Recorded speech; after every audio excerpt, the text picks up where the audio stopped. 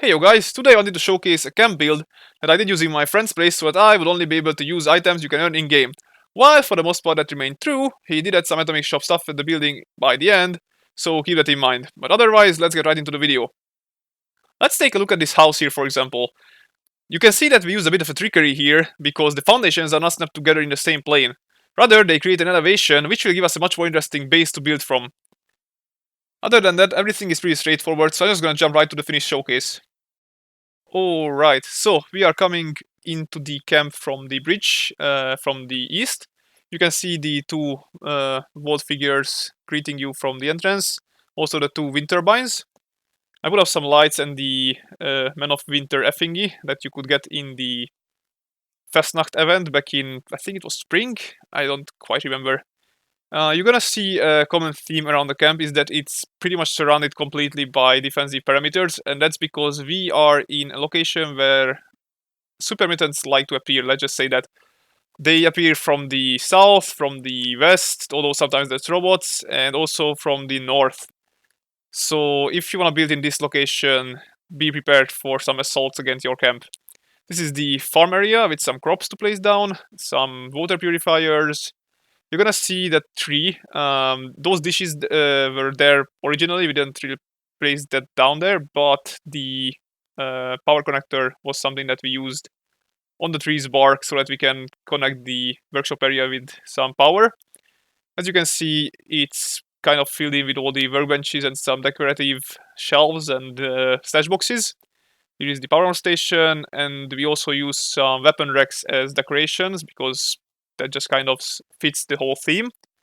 Also, let's go outside. You can see that we used some of the concrete defensive walls here, as well as the metal walls that you can step onto these elevated defense, I don't know what you call them, positions.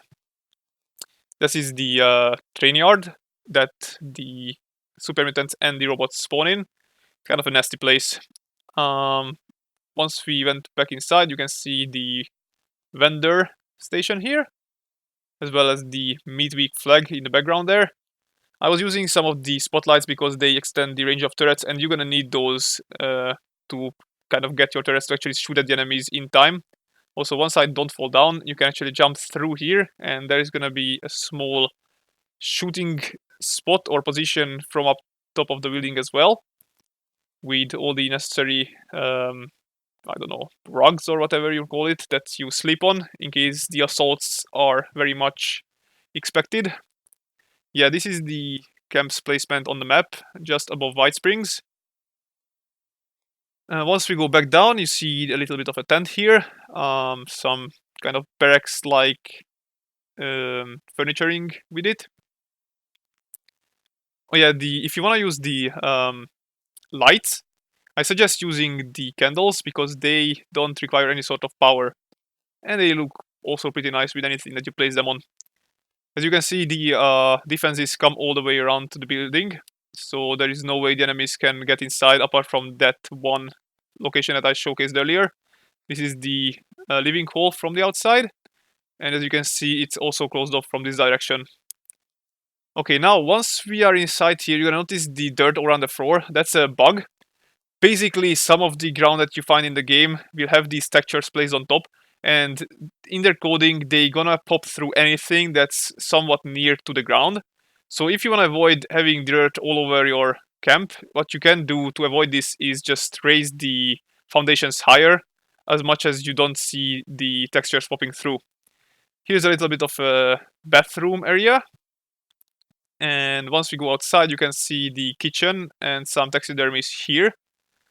I didn't really, divide them into different sections. I just kind of went around the side of the room and then just placed them down as I felt like. But yeah, that's pretty much the main living hall. Also, that door looks a bit small with these broken glasses, so let's try to swap it out for something nicer. I think you can't really go wrong with the painted doors with the brick walls. Those make a great pair, as you can see right here. Yeah, that works. So yeah, that's pretty much all there is to the camp. I hope you enjoyed and it will give you some ideas as well. and thank you for watching. I'll see you in the next one. Goodbye, guys.